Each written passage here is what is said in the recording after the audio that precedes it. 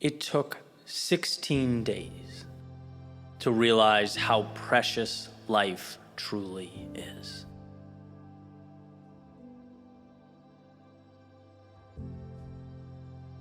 There's a book called The Gap and the Gain by Dan Sullivan and Benjamin Hardy. And the book asks this question: are you looking over your shoulder and measuring how far you've come? Or are you only consumed by how far you have to go?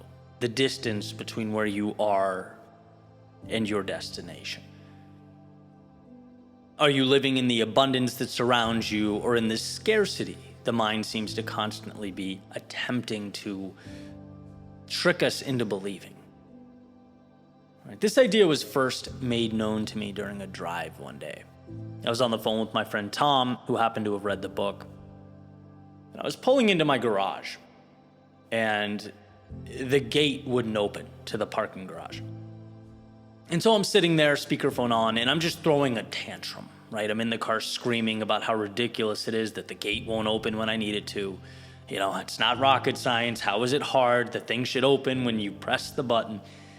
And, then remembering I was on the phone, kind of sat there for a second in silence. And after the momentary pause, Tom's voice comes through the speakers in the car. You know, his usual calm Southern accent goes, "Eddie, are you living in the gap or the gain right now?" It was a light bulb moment, right? It's a gate we're talking about, the slightest inconvenience. Not an intrusion to my health, my family, my friends, my business.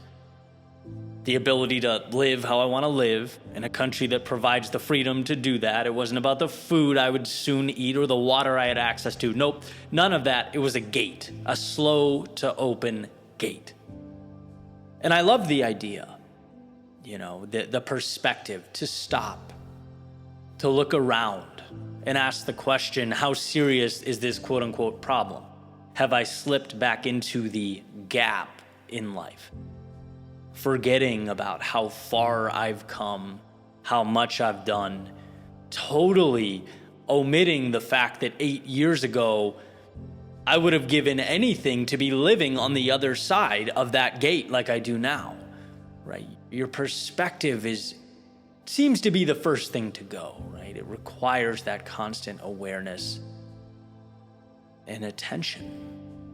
And I would use this idea every once in a while on and off, right? When I could remember the gain versus the gap, attempting to cling to that perspective when possible. But the idea didn't fully reemerge in any meaningful way until almost a year later. That same friend, Tom, convinced me to join this mastermind. And, I'm in my first session, sitting in the room. It was led by an amazing guy by the name of Ben. And, Ben made it known to us that day that something tragic had happened in his family. His newly born son, Ben Jr., had passed away at only 16 days old, right after battling an illness. And he's telling this story, obviously shaken, still saddened. These things never truly leave you. And what he said changed my life. Rocked me at my core. He looked at the room and he said how grateful he was for those 16 days. That they were perhaps the most important 16 days of his life, that he learned more about himself in those 16 days than the rest of his life combined. That the love he got to share, the time he spent, the miracle of being with his son, he wouldn't trade that for the world. It was as much a part of him now as the air he was breathing in those 16 days were, in their own unique way, perfection. And see, we're all, sitting there looking on, thinking, this is someone who's become a friend over the past couple months, right? We are a group, we've spent time together, and it's like, well, how can we help? How can we assist? There's suffering here. What can we do? And obviously, the sentiment there is correct. Everyone's heart was in the right place, but I think what Ben reminded us in an incredibly moving, powerful way is that our toughest tests, our most difficult battles, sometimes our most painful experiences, there's beauty wrapped under those things. Sometimes the things that mean the most are disguised as our toughest tests, our battles. The courage and strength he demonstrated not only to share the story, but to use it to propel himself, his family, and the world around him brought tears to my eyes. It brought that gift of perspective, right? And certainly I don't want to speak for him, but he took what I'd assume is the most challenging 16 days of his life and allowed it to blossom into the miracle it was meant to be, which I can't imagine was easy. In fact, I can see a world where many people aren't able to do what Ben did or find that perspective that Ben found. Not without the required growth and poise. Not without, learning that gate outside the parking garage doesn't hold a candle to what's actually important. Things don't go the way we draw them up in life. Not always. Life is confusing and chaotic. It's unpredictable. Sometimes it leaves us with nothing more than a moment to look up and ask why. But if you're able to pause and seek out those answers, if you're able to step out of the gap and into the gain, if you're able to accept the beauty that life is trying to offer you, it's always there. And I hope personally to take Ben and Ben Jr.'s strength, courage, and live my life by their example, to immerse myself into life's abundance and share as much of it as I can with the world. And I encourage you to join me on the journey. Life is a miracle. Let's make the decision to see it that way.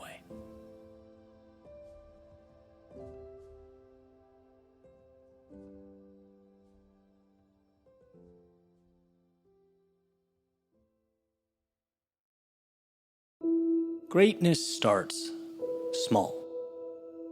It's born from the preparation, the rest, the recovery. It's giving yourself the tools to be the best version of you. Unlocking the excellence that was there, waiting to emerge the whole time.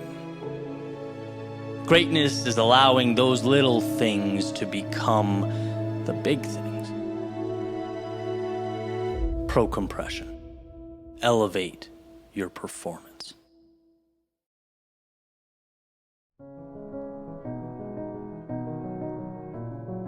Remove the lifelines. Eliminate plans B, C, and D. Let the curtains close and the lights dim. See, the beginning of something new requires the ending of something current. So make life propel you into chapter 2. Let the door slam and lock behind you. Throw away the key.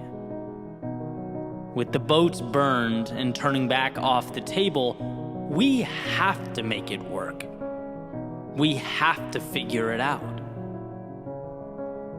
Well, how, we might ask, with only these pieces? With only this circumstance, with only these resources? Well, it's funny how when walking away is no longer a possibility, so many other possibilities are born.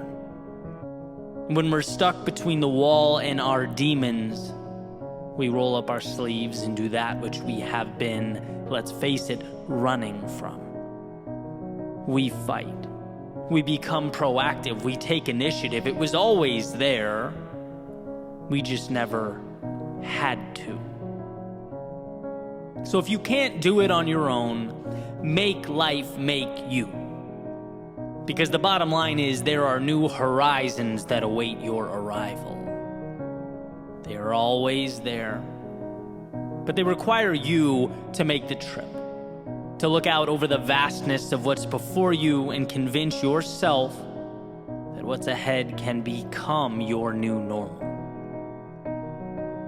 And oh, how I wish we weren't biologically preconditioned to preserve, to stay safe, to stay the same. How I wish we weren't constantly being pulled to stay right where we are. Our minds, they love it here. With the rest of the world, the change, the hope, the progress, all on the other side of that window. All outside, all foreign to us. You don't need any of that, it'll tell you. Or maybe, after you conjure up a little courage, it might compromise. It might say, fine, it's worth a try, put one foot out the door, but don't forget you can always come back to me. You can always retreat. It's warm here, safe here, it's predictable here. The mind wants you to know that when things get tough, mediocrity and comfort are always right behind you, ready to embrace you with open arms. And it's for this reason that those boats must be burned, that the door must be locked, and that chapter must be closed. The journey before you, it's going to be difficult. There's no question about that. Anything of value brings difficulty. And when faced with the adversity, the only way to defeat it is to know there is only one way. One option available to you, and that one option is forward. It's through. There is no backwards or compromise. There is no safety. Not if you want from life that which is extraordinary.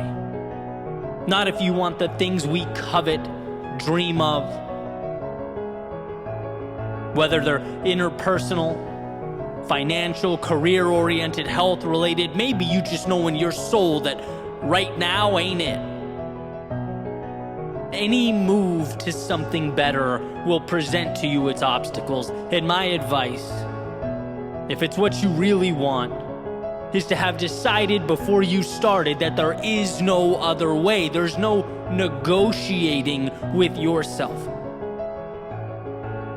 Because if you allow that door to be cracked, life will kick it open. So point the compass north and dismiss any notion that what's comfortable is more important than what's meaningful. When you're cold, nothing is more appealing than that warmth. But warmth is deception, a short-term ploy for you to forget what really matters. An illusion. See, cold subsides, but victory is forever. Knowing that you pushed forward when most wouldn't is forever. Transforming potential into strength when your knees shook is forever. So burn the boat. For no other reason that there is no way forward so long as there remains a way back. Make life make you win. And where most would look around and see evidence of defeat, you'll find again and again in the same quote-unquote evidence the tools to build ladders to new beginnings and bridges to new worlds. There's a saying that I love, that most of life's successful people were too ignorant of the odds to know their accomplishments were considered at one point impossible. And I love it because it highlights that there was never a fallback option, a concern for the statistics. There was no worry or exhausted energy on what if. Rather, it was constant building and adjusting, finding ways over, through, and around the walls that inevitably stand before us. There was no way home, so they pushed forward into their greatness. And so can you, whatever shape, form, or color greatness looks like in your eyes, whatever mountaintop appeals to you, if you want it, if you're willing to decide before you go that you will one day stand amongst the clouds, peering out at that world you deemed wasn't against you, but for you, anything is possible.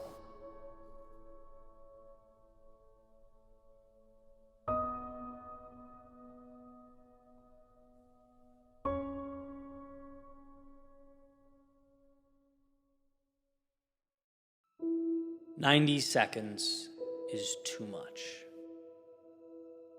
Just is. I can't do 90 seconds. And I can't do 90 seconds because my brain can't compute 90 seconds. But I can do 30 seconds.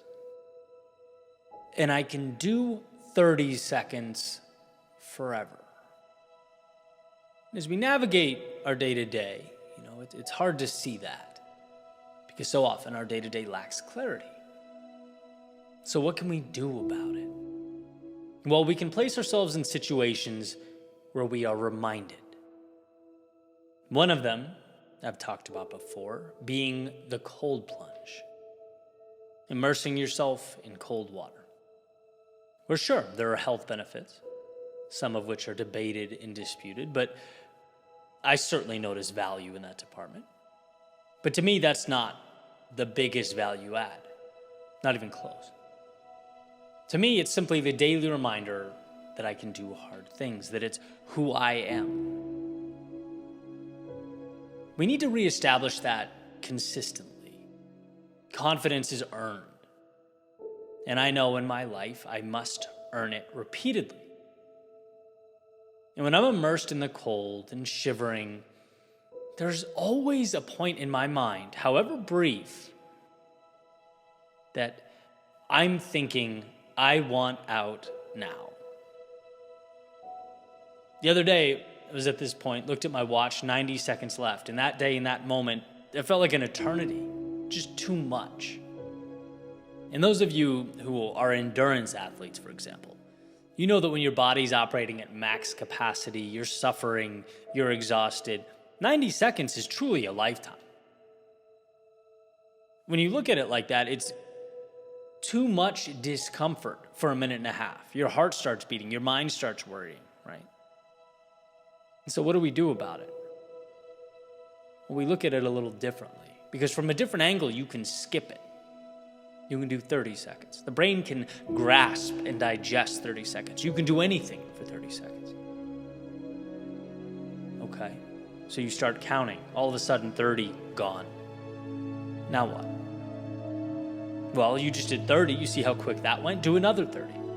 Okay, done. Just like that. Now what? 30 more. But this is the last 30. You don't even feel anything on the last 30, right? Come on, adrenaline's going. You can feel the finish line. This is free time. This is a gift. This is cruise control. And now, done. You didn't have to do 90 seconds. You only had to do 3 by 30. And anyone saying, come on, man, that's the same thing. Yeah, it's the same when you're not under duress. But it's a miracle when you are. So why is running life? Why is cold plunging life? Why is putting your body through stress or difficulty life? Because you remember that life is taking big, difficult, seemingly complex things and breaking them down into manageable tasks. That is life. The pieces are always manageable. Now, the monster we allow the pieces to become when we stack them up and give them an invisible face, that's not so manageable. That's self-sabotage. And so to arm yourself with the understanding that all big things must be broken down is to green light the extraordinary. On day 1 in 2014, a YouTube channel with 0 subscribers, growing to help over 100,000 people a day, that's a 90-second cold plunge. That's unfathomable, unthinkable, impossible. But one video, weekly, at least, for 9 years, that's a 30-second cold plunge. It's very doable. Standing in front of the mirror, practicing storytelling and speaking, it's 30 seconds in cold water. Reaching out to others to learn, to get better, 30 seconds in cold water. It's like you look back and you see that you endured that 90-second plunge simply by breaking it down. That's all growth is. That's all evolution is. Finding the smallest piece possible and making it actionable. And then watching that transform, multiply, compound over time. In one of my favorite books, Unbroken by Laura Hillenbrand, this reminder comes through beautifully. Louis Zamperini, an American prisoner of war in Japanese internment camps during World War II, he basically experiences unimaginable hell and suffering. He watches his friends die, he's beaten, he's starved, he comes close to death himself. And at the end, when he's rescued, and I'm paraphrasing, but I remember this part incredibly vividly, he's asked if he could do that again, and he states he'd rather die. Because turning around and viewing it holistically like that is too much. It's unfathomable. That pain is bigger than one can even comprehend. But taking something like that, day by day, step by step, he did the unthinkable. He survived. In breaking the 90-second task down into 30-second pieces, he walked away. In breaking the seemingly insurmountable down into the manageable, and looking at each individual step as a superpower, he emerged. And you talk about perspective. His experience was as challenging as it gets. Right? My cold plunge is laughable in comparison, but my mind doesn't know that. It's up to me to reinforce it. Building a business is nothing in comparison to Louis Zamperini, but my mind doesn't know that. Healing my shoulder and getting stronger in the gym is nothing in comparison, but my mind does not know that. It's looking at the mountain and reminding myself, Eddie, you can't leap those. I've seen you jump, buddy. But the good news is, no mountains need be left here. We ascend this thing one rock at a time, and mark my words, you conquer those manageable tasks day in and day out, you will find yourself. So when you feel stuck or too small for the task at hand, remind yourself you're looking at a 90-second block here. Break that down. Ask yourself what your 30 is. Ask yourself what you can create that's manageable, that will create your momentum, that will shoot you into a trajectory that will allow growth and position you someday to look back over your shoulder and go, wow, I endured all that. A transformation too big to understand on day one. It's a beautiful thing watching all those little steps add up to create the extraordinary.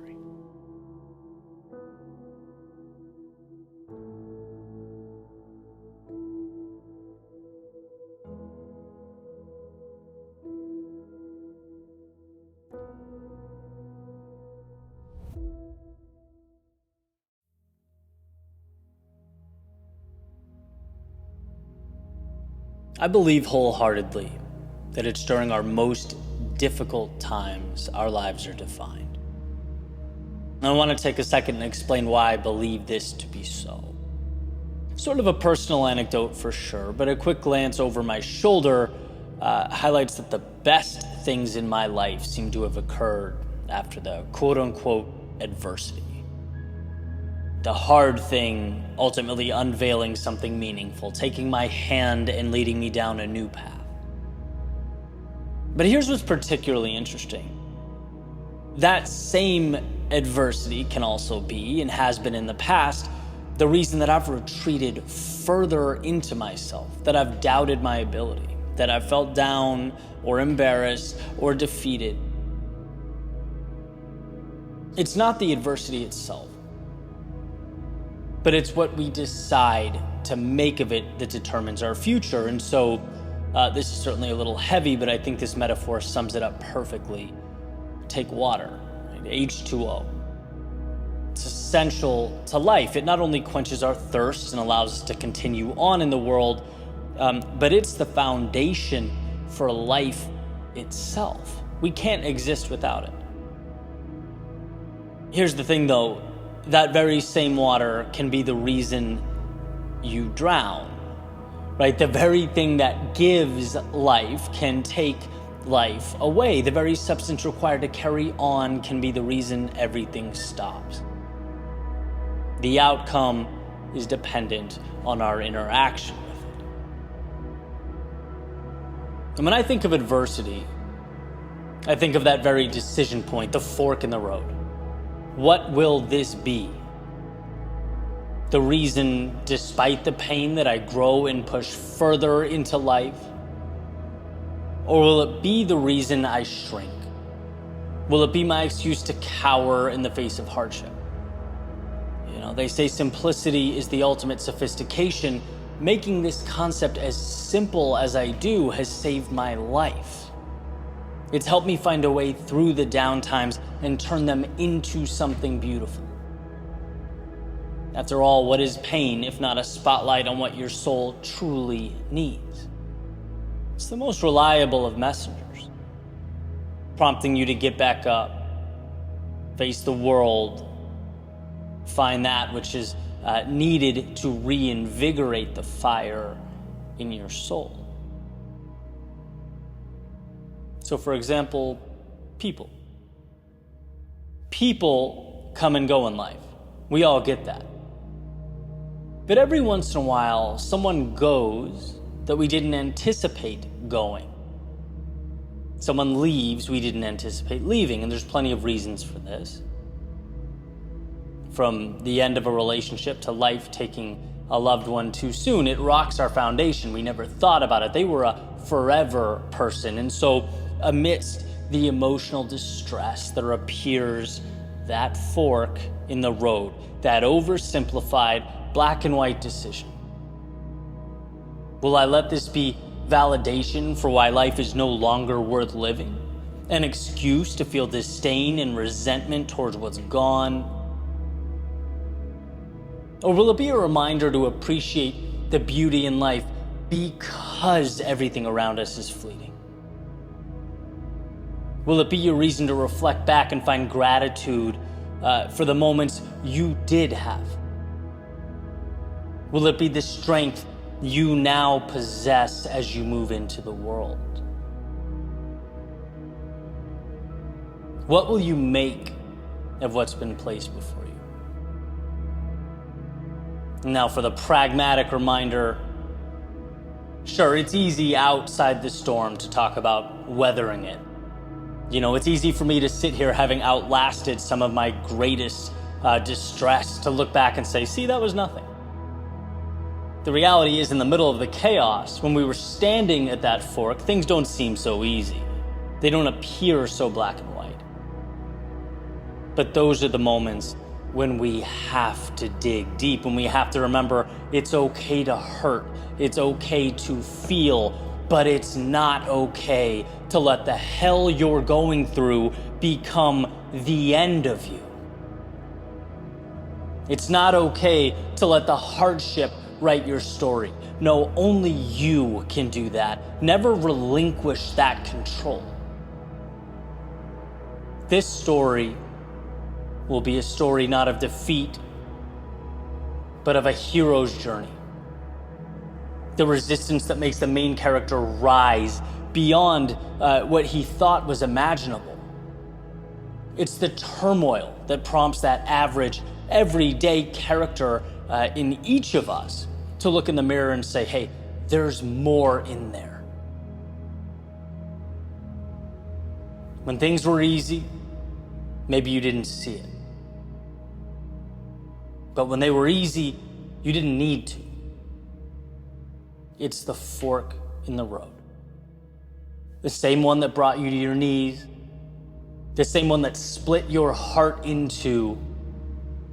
Now it's extending an invitation to rise. Yes, when it hurts. Yes, when you feel weak. Yes, when it seems like there's nothing to draw from. Rise. those are the moments you transform. When it would be perfectly comfortable to hide or quit or point it at life as the excuse, but instead of letting life knock you down, you used it like a rope to climb out.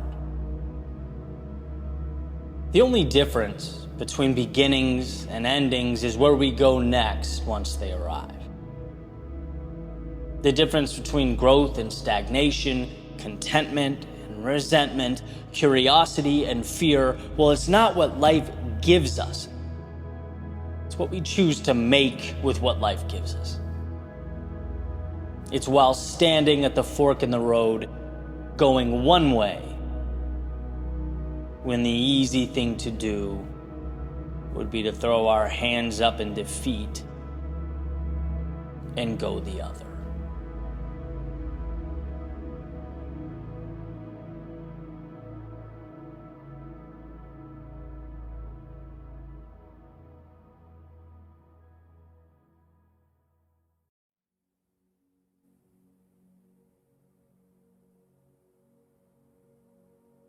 There's an old quote that states 80% of life is showing up. Now, showing up means many different things to many different people, but the idea is not complicated. You can't do anything of significance unless you have first and foremost arrived. Which brings me to today. See, I had a list of concepts I've been excited to talk about, things that I've either read or have been recent epiphanies in my life. And I can't wait to share those with you. But this morning, let me tell you about this morning. Finding the energy to do anything felt like trying to squeeze blood from a rock. I woke up with a headache, exhausted because I didn't sleep at all the night before. And you know that feeling, like when you didn't sleep at all the night before, you're oddly constantly reminding yourself the next day that you didn't sleep, and everything just felt off.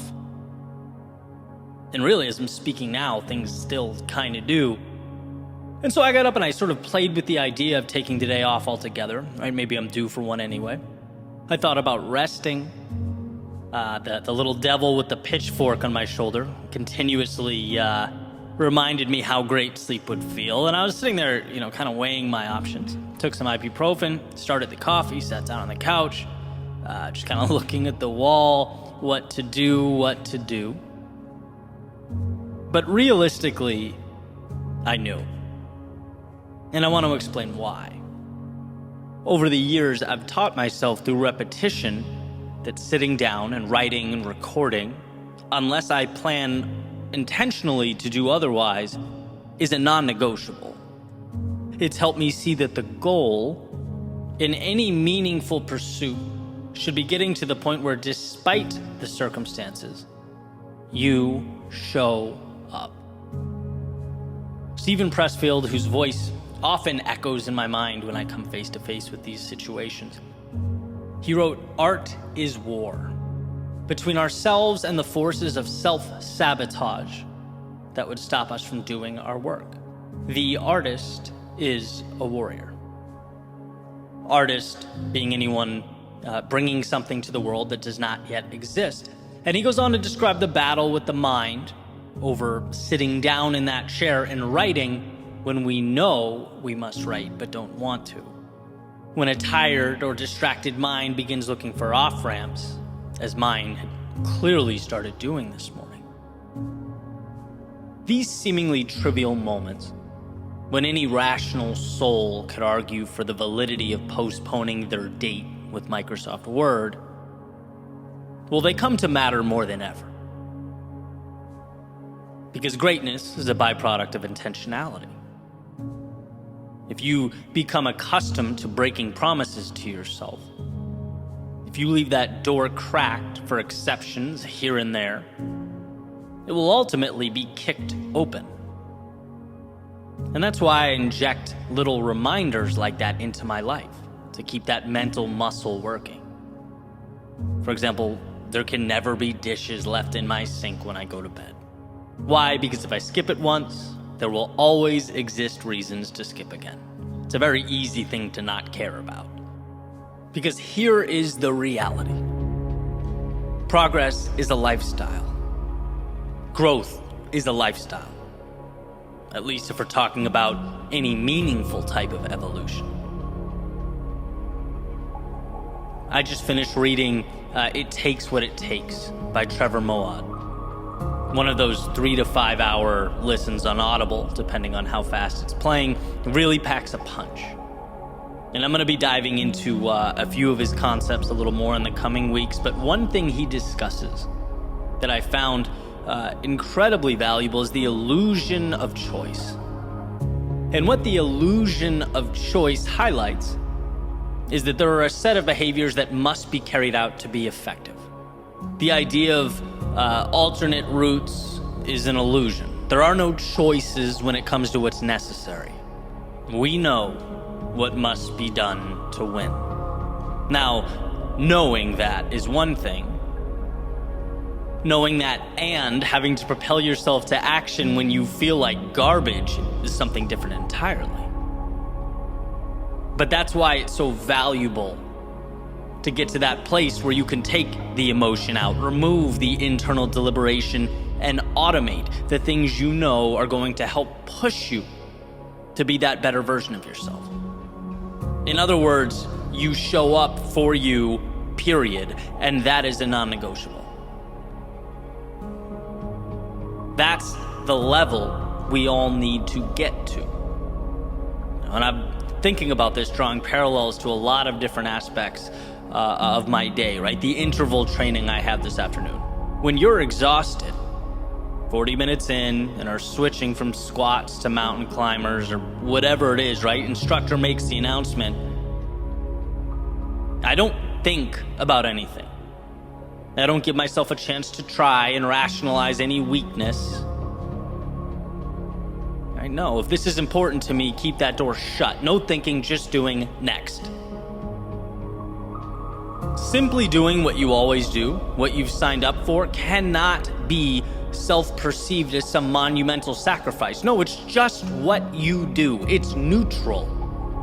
Sometimes you feel like it, sometimes you don't. But you do what you do. And that puts you on track to accomplish some incredible things. And so remembering this ultimately pushed me through that studio door this morning and placed me down right in front of my mic. Sure, I had to adjust some things. Definitely picked some, mellower music. There's going to be no crescendos today or my head will explode. But this is not torture. In fact, I'm really happy with the way the episode's turning out. I would have missed out on something that I think is going to be pretty valuable in a variety of ways. But what I'm telling myself is that this is not a victory. It's certainly not defeat. It's just what I do. And so the question worth asking yourself when facing the adversity life presents, in whatever arena you are in, is, are you willing to show up for you? Can you turn that internal deliberation switch off when it comes to the necessities before you? Minimize that rationalizing that I battled with this morning. We don't need or want that. There should be no thinking, no cracked doors, no metaphorical dishes in the sink. If you decide something is important and you sign that dotted line, when it's time to execute, you act. And then you move directly onto the next. The goal is to not even negotiate with weakness. Now, that's not to say Pressfield's aforementioned war of art won't rage on as you journey to the new horizons you've set out for. But just like anything, it's an understanding that will help you focus, will help you say no to the distractions and the minutia, and continue writing your story, constructing your reality line by line and piece by piece.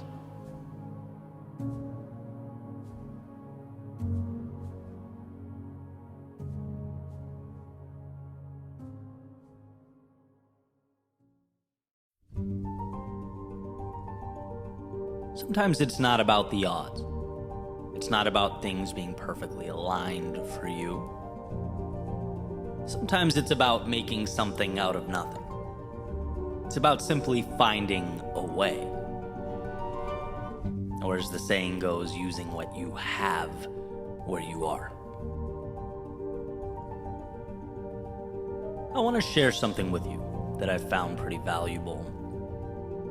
So, the World Cup is on, and I really enjoy watching soccer, or football, depending on where you're from and what you call it, and caught a handful of games over the Thanksgiving holiday. And one of those games was Argentina against Saudi Arabia. And for those who maybe don't watch or follow international soccer, Argentina is a powerhouse, right? Ranked third in the world coming into the tournament. Their team has some of the best players in the world. They're just incredible to watch. The Saudis, on the other hand, not so much, right? They're certainly not known for their soccer. So it's kind of a David and Goliath-esque story. So what's the significance here? Well, let me share some stats. Argentina possessed the ball 69% of the time. Saudi Arabia, only 31%, as expected. Argentina took 15 shots. Saudi Arabia, only 3. Again, as expected. Argentina dominated with possession and had more attempts. Saudi Arabia, however, won the game 2-1. Shocker, right? Outmatched, outclassed, out everything except outscored. Which happens to be the only thing that matters in a soccer game, obviously. They had far fewer opportunities, but what they did do is capitalize on them, made the most of them. Now, those two teams that could play 100 times, it wouldn't be outrageous to predict Argentina winning 95 of those matches. But this is my point. That 5% can be carved out, can be willed into existence. What it comes down to is what you do with what you have, what you make of those few and far between opportunities that arise. Because here's the deal, there will be times when we feel simply outmatched by life, as though the universe is out shooting us, in control, bending and shaping us to its will. And maybe at that particular point in time, that's exactly what's happening. To use the previous metaphor, maybe at that moment, we are not the Argentina. We are relegated to a lesser equipped adversary. My message to you is that there is enough there to hold off the Goliath pressing and pushing. My message to you is that there is enough to be outshot, but not outscored. That when we must dig deep, we are capable of unearthing a strength, a will, an ability to rise. I'm not talking about making it through unscathed. No, I'm talking about making it through, period. When it seems as though we couldn't, when we had to crawl through hell to reinvent ourselves or rewrite the story. There's power in knowing that despite the seeming struggle and despair, that a way exists. In fact, a friend of mine often says to me, there is always a way to arrive at your ideal outcome. You just have to figure out how to connect the dots. In other words, that outcome you're looking for, it already exists. The question is, how do you get from point A to B to C to ultimately your destination? It's not a matter of whether it's possible. It's a matter of arranging the pieces at your disposal to create that bridge. And the reason I love this World Cup metaphor is because that all or nothing mindset in the past has been an adversary for me. Those who've been listening to me for a while have heard me talk about it. It's like things aren't perfect, fine, I'll wait until they are. Oh, I'm injured and can't work out. Okay, then who cares what I eat, what I do? I'll wait until things are back, till I'm healthy, till they're how I want them to be. But no, to win, sometimes you have to find a way when the odds are in favor of the resistance. Sometimes you have to step up when life is out shooting you 16 shots to 3. Sometimes you have to be better than you thought you could ever be. It's easy to maintain momentum when you're healthy, right? But maintaining momentum when you're not at your best, that's something different altogether. Coming out on top when you're the underdog, digging deep and finding a way to win when the easy thing to do would be to submit to life. That's special. And guess what? It's always there. It's always available. Admiral McRaven, in one of my favorite speeches ever written, he says, if you want to change the world, you must learn to be your very best in your darkest moments. It's beautifully said. It makes perfect sense. It seems reasonable until we are knee deep in those moments. It's easy to forget when we feel intimidated by a task that seems bigger than us. It's easy to forget looking up at an obstacle or situation that seems to be statistically favored by life. It's easy to forget when walking away feels like the more pragmatic option. But that's why, regardless of the hill to climb, you must remember. When you are outmatched or seemingly outclassed amidst the battles of life, there is a way to come out on top, emerge victorious. Your job is to find it. And the opportunities may be few and far between, but what will you do with them when they present themselves? How will you make the most of the resources that you do have? Because sure, life is largely determined by the small stuff, the predictable things, what we do day in and day out. But the pivotal moments, the times that shape our existence, they come down to finding a way when there appears to be nothing to cling to. You are down but never out, lost but never gone, as long as there is a heart beating in your chest. As long as there is blood pumping through your veins, there is a way. I challenge you to find it.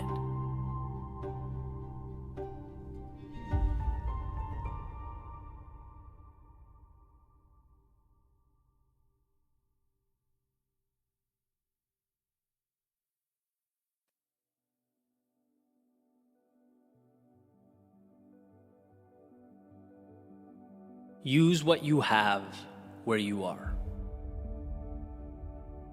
A friend of mine at one point found himself in his mid-20s, fighting his way back from what he refers to as a pretty substantial setback that had occurred. He was basically rebuilding his life.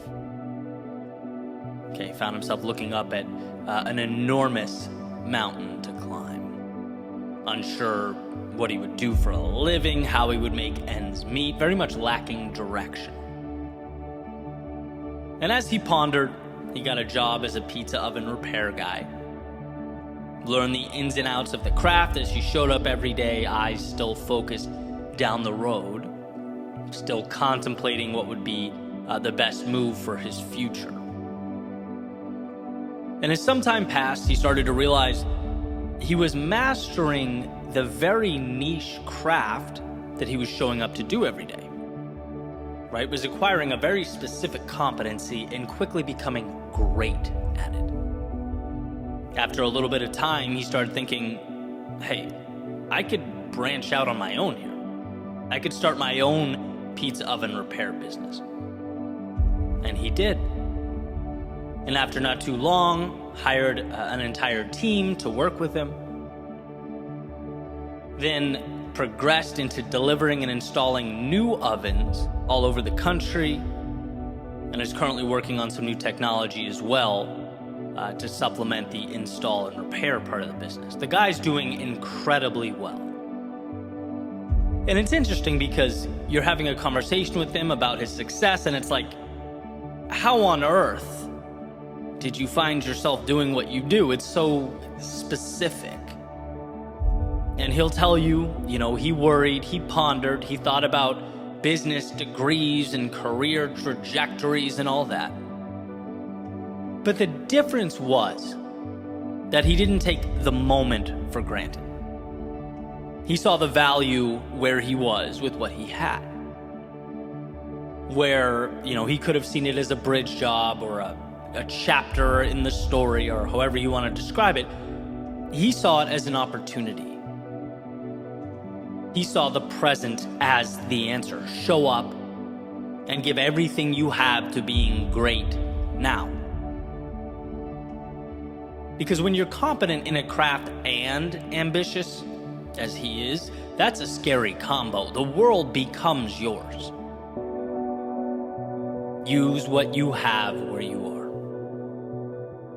And you will, because of this mantra, see doors unlock that perhaps you never thought possible. There are pieces around you now that will push you to grow and evolve. The problem is we very often dismiss them. What my friend turned into an empire, a success story, could just as easily have been an obligation while he waited for the world to give him something different.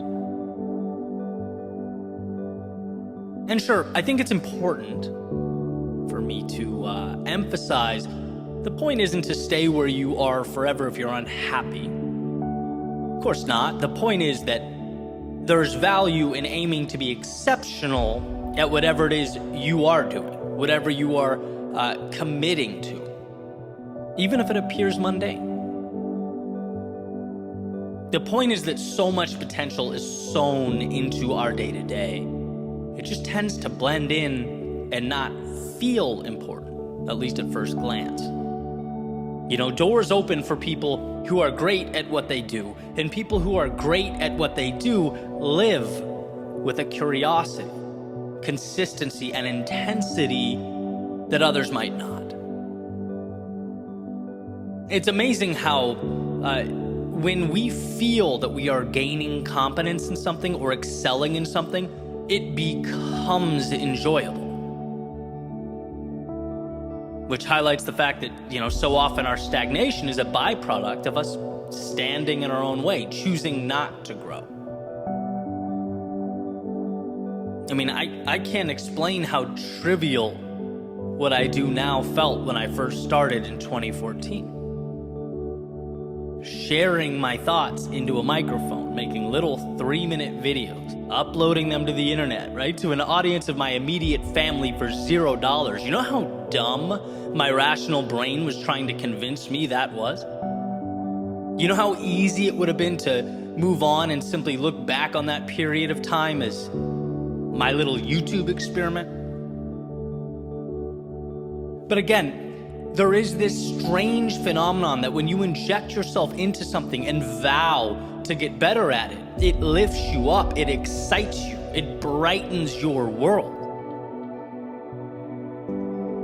I had, as I've talked about so many times, found that intersection of what I love and what adds value to others. And that was everything. And the solution appeared not because I bumped into someone that had some life-changing opportunity for me. It wasn't because I found this shortcut or secret formula. No, I just used what was already sitting in my little apartment on Comm Ave in Boston. It's incredible how often our answers are right where we are. That's why, as I've progressed through this journey, I understand balance. I understand the value of, looking at that horizon, having big plans and ambition, but also cherishing the opportunity at our feet now, looking around, because again and again and again, the opportunity is disguised as triviality, as the stuff we walk right by. Always remember, that there's something around you that can be transformed into opportunity, even if it's small. And if you choose to look for it, you will empower yourself. Everyday things. I can throw off examples for days. The internet, incredible resource, leverage it. Whether it's connecting or sharing or creating or learning. Your day-to-day effort. Like my friend with the pizza oven installation repair company. That world doesn't exist if he doesn't take the little things incredibly seriously. Show up to whatever you do with a tenacity that will propel you to new heights. Whether it's in that same field or it carries you over to another. Or utilizing your network. There are people you know today, right now, that can contribute to your momentum. Seek them out. Time. The 30-minute blocks that we deem insignificant or downtime between one event and another. Think of the compounding of turning that into a push-up session every day or your 30-minute audiobook time. And sure, all of these examples are sort of sporadic, they're contextually different, but they have one very important common theme. And that's opportunity being squeezed out of resources that we already possess. It's instead of walking by the pile of bricks every morning, picking one up at a time and beginning to stack them. I'm a firm believer that the difference maker for so many is not IQ. It's not going to this or that college. It's not your background. It's, did you recognize the opportunities surrounding you? Did you find the value or the excuse? Because both will always exist. And that's what we have to understand. The details around you can be your reason for staying right where you are, or for doing the unimaginable. So understand the power of utilizing what you have where you are. Make a point to look for the tools within reach. They say what's trash or junk to one man can be treasure to another. Well, understand that your eyes are capable of seeing both. You have to lead them to the value. You have to become comfortable with pausing, letting the emotions subside and asking, how can I win here, now, with the pieces that are available to me? Because they are available. And if you're willing to pick them up, you can undoubtedly, as Thoreau said, build your castles in the air.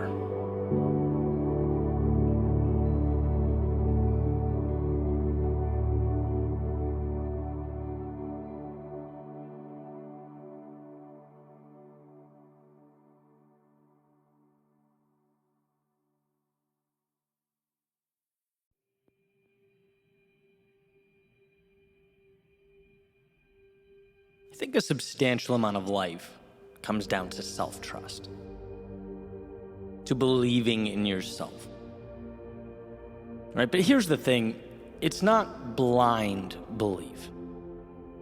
It's not toxic positivity where you close your eyes, cross your fingers, shut the world off, and just assume things will work out because you're entitled to a great result.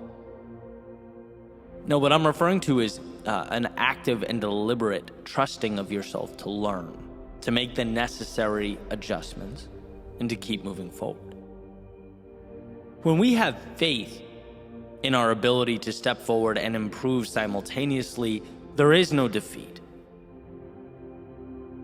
When you know you won't stop until you land where you want to land, then limitations become a choice. Success in any capacity is a you thing, not an outside thing. And this popped into my head a few days ago during, of all things, a game of axe throwing. So, quick story from last weekend. A friend of mine and I, after a day of working on the podcast, went down to Fort Lauderdale to this axe throwing place, which is, it's random, but it's a great time. Simple concept. There's this giant target and you take turns throwing little axes at the target, basically darts, right? If you think along those lines. And there were 8 of us in the group. They divide you into 2 teams of 4, and you play various games until the end, right? The end, there's this final session where it's every person for themselves. It's like a free-for-all. Each person gets 3 rounds to throw axes at the target, and whoever has the best score wins.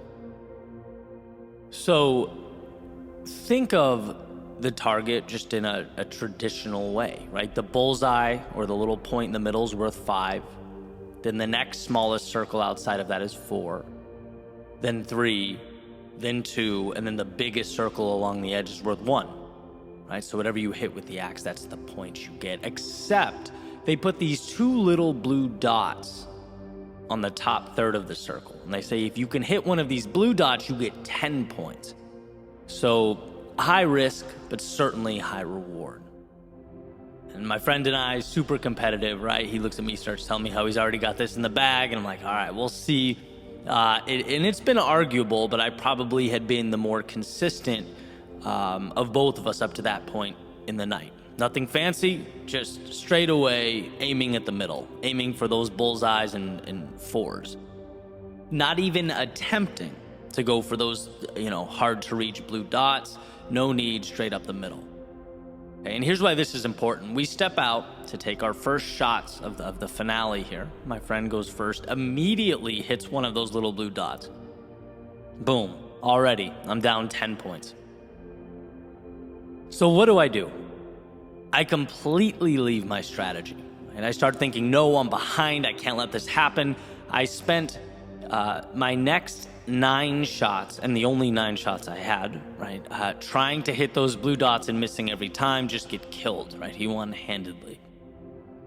And then I realized when the scores were read out at the end that if I just ignored everything my buddy had done and stayed true to my game, aimed for the center of the board, averaged 3.5 or 4 points a throw, I would have won, and by a substantial margin.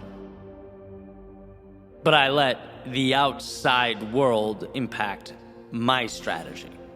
I started chasing those long shot blue dots when I knew they were a distraction.